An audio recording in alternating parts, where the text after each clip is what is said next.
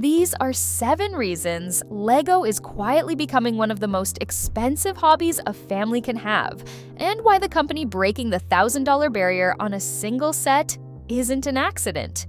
It's a strategy.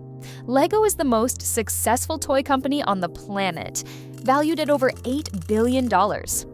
In 2025, they pulled in roughly $13 billion in revenue, growing more than twice as fast as the entire toy industry combined.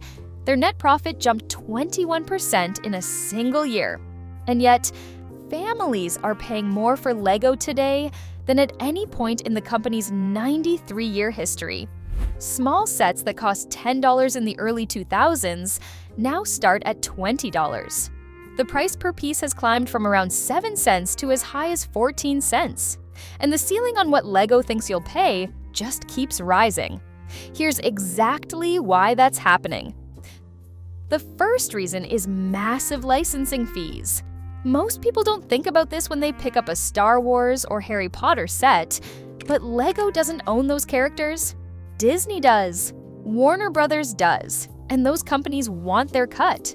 Every Star Wars set sold sends royalty payments straight back to Disney, and Star Wars carries some of the highest royalty rates in all of licensed merchandise. Back in 2012, LEGO's royalty expenses alone hit $263 million, and that number has only grown since.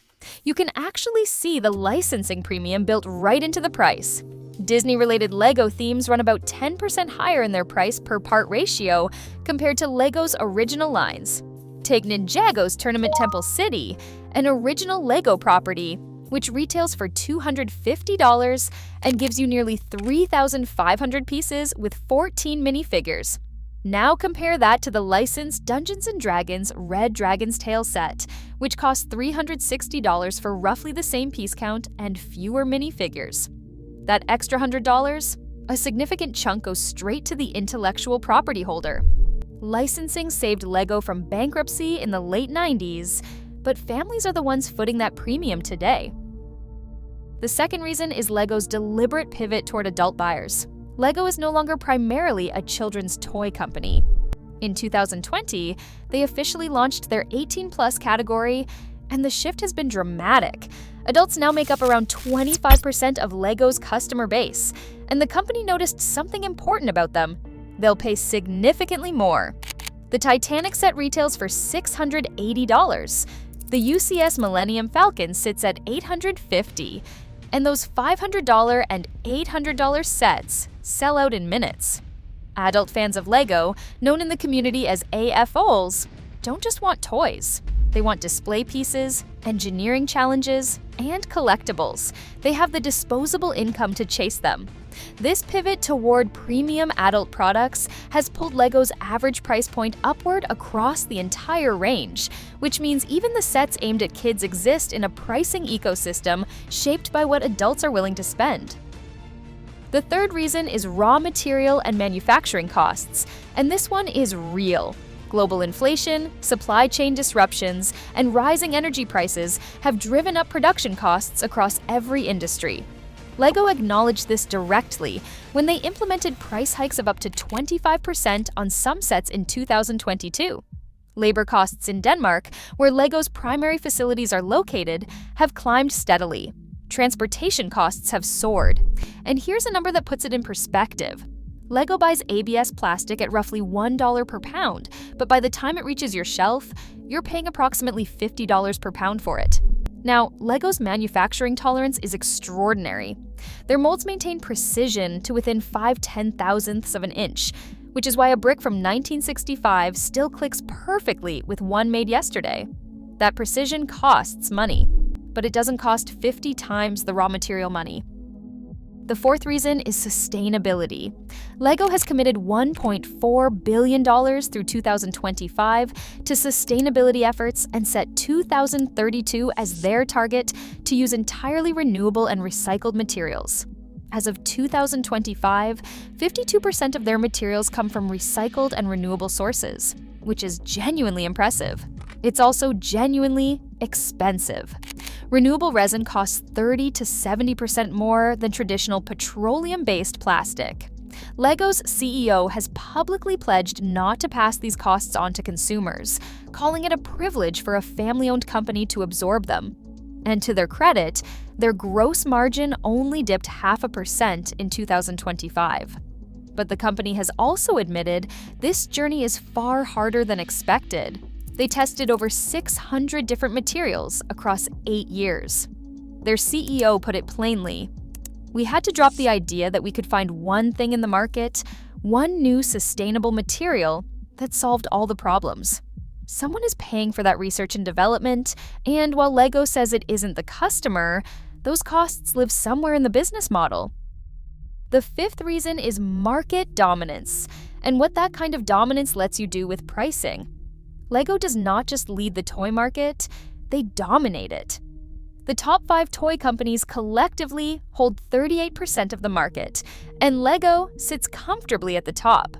With that level of brand loyalty comes real pricing power. Competitors like Mega Bloks cost 40 to 60% less for comparable products, which for a family building a collection is an enormous difference. But LEGO has built something competitors cannot easily replicate: a deep perception of premium quality and lasting value. Retired sets regularly sell for 2 to 5 times their original retail price on secondary markets.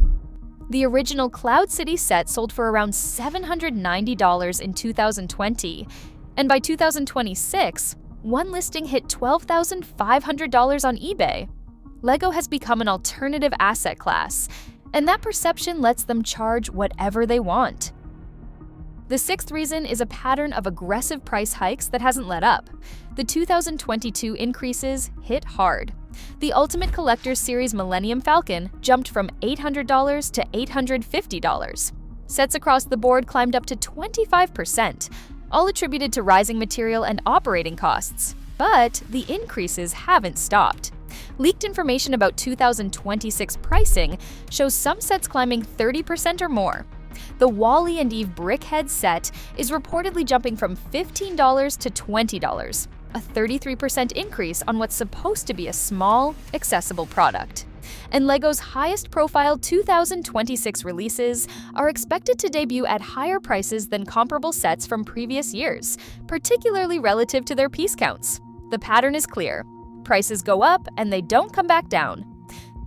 The seventh reason is that the $1,000 barrier is now broken, and it changes everything about what comes next. On October 1st, 2025, LEGO released the Death Star, set number 75,419, 9,023 pieces, $999.99. It's the most expensive LEGO set ever sold at retail, and it shattered a psychological threshold the community had been watching for years. But it's not alone at the top. The Titanic sits at $680, the Eiffel Tower at $630, Lord of the Rings Minas Tirith at $650. The Pokémon Starters Trio, launching in 2026, will retail for $650 as well. Even the Tropical Aquarium, a non-licensed set with just over 4,000 pieces, costs $480, making it the most expensive original theme set ever produced. Last year, LEGO offered 860 sets, their largest selection ever, with 314 new sets launching in just the first half of 2025 alone. More sets at higher prices with no signs of slowing down.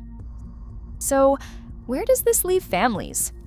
LEGO's chief executive officer says their growth is driven by higher volumes, not price increases, and that there are no near-term plans to raise prices further. But the data tells a different story. A story of licensing premiums, adult-targeted luxury products, rising manufacturing costs, expensive sustainability commitments, unchallenged market power, and a ceiling that just keeps climbing. LEGO bricks are engineered to last generations, passed from parents to children in a way almost no other toy can match. But the question families have to ask themselves is getting harder to ignore.